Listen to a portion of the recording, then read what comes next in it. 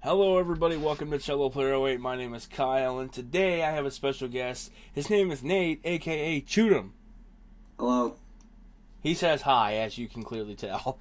Alright, so this video is going to be something that we know semi-well, I think. Wouldn't you agree? Uh-huh.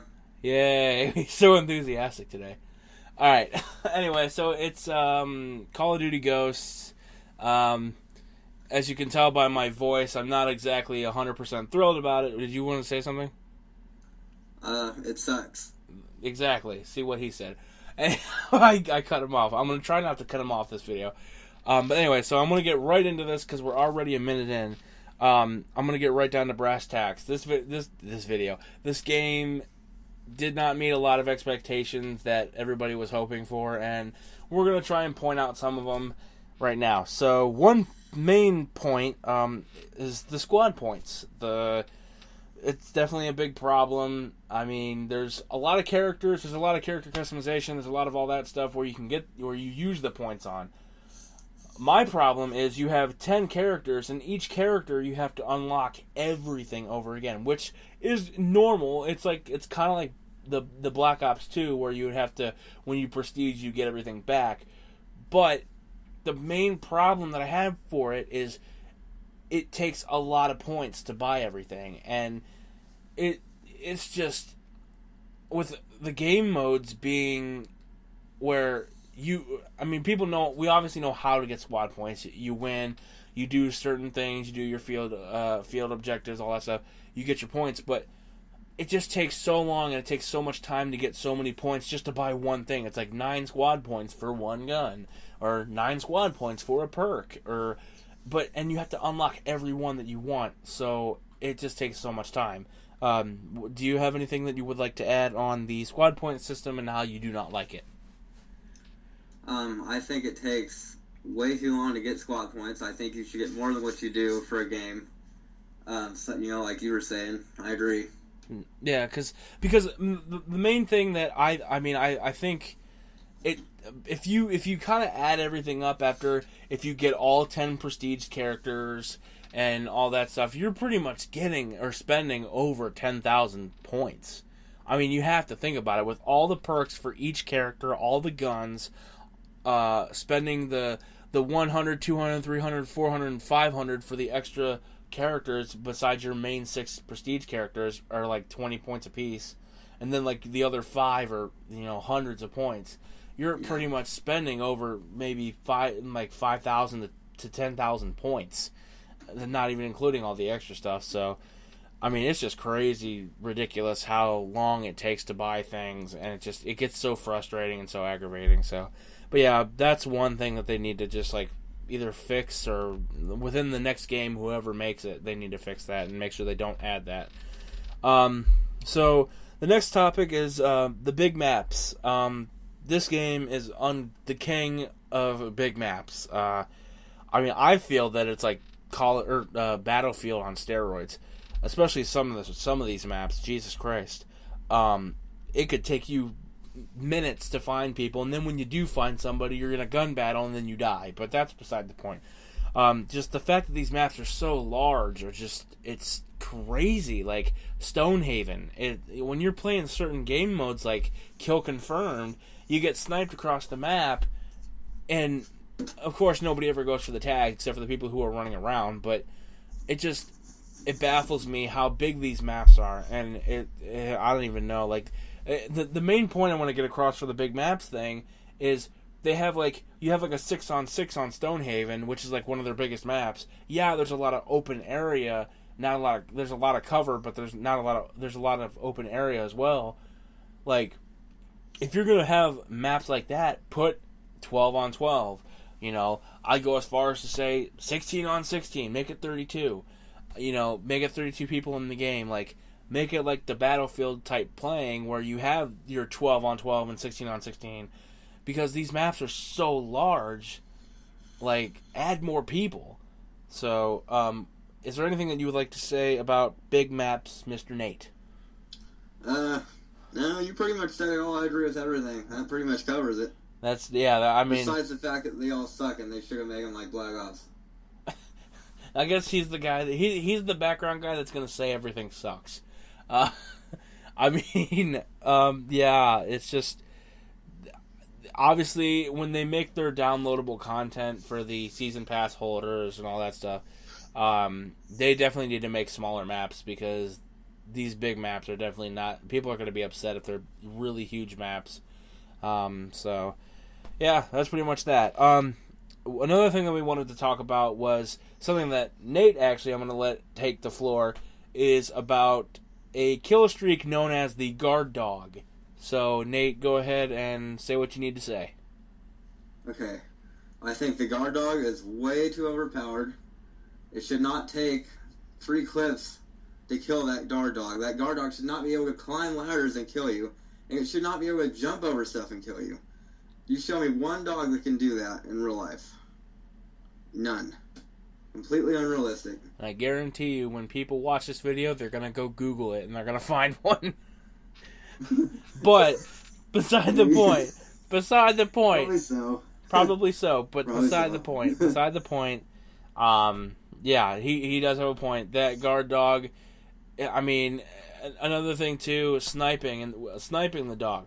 If you snipe that dog in the face, it does not have a bulletproof vest on its face. It's not a magical dog that has like a steel plate in its face where when you shoot it, it just rolls over. That's what happens. You shoot it in the fucking face, and the damn dog rolls over and then gets back up and chases you again.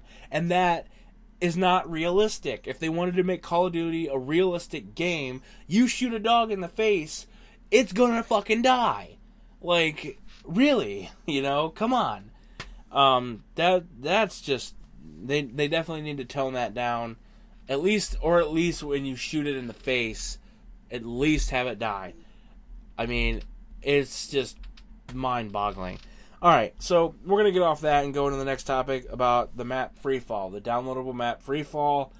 When you pre-ordered the game, you got it, everybody was so excited for it, the trailer looked amazing for it, they talked about it so highly, and then the first problem that you have is for the people that did get the map, I feel it should be in the regular menus. Like if you want to go to Team Deathmatch and Freefall pops up, you should be able to do that. No. The only way you can play this map, well obviously besides having the code, is to go into Ghost Mosh Pit and be lucky enough to even get the fucking map. And that's if you're lucky. And, they don't have like, oh hey, they're not going to do like Black Ops 2 where they go, hey, Nuketown 24/7. No, you're lucky if you're even lucky enough to get the map.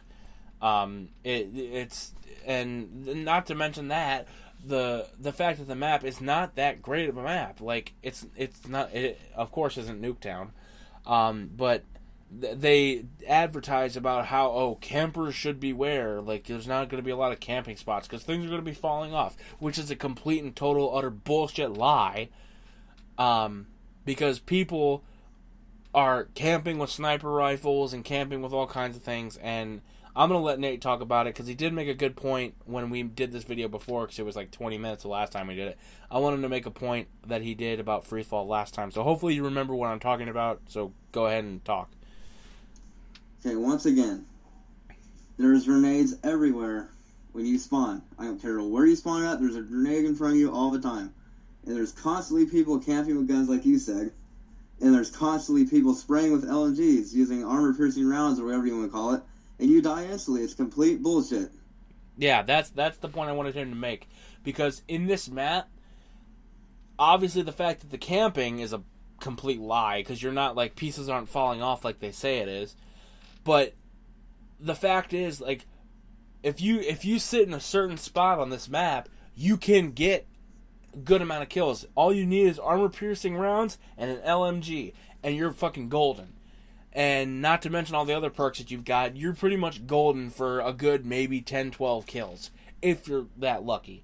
But, and that right there is spawn killing in this game is, for some reason, a big problem. Like, with how big the maps are, spawn killing happens a lot.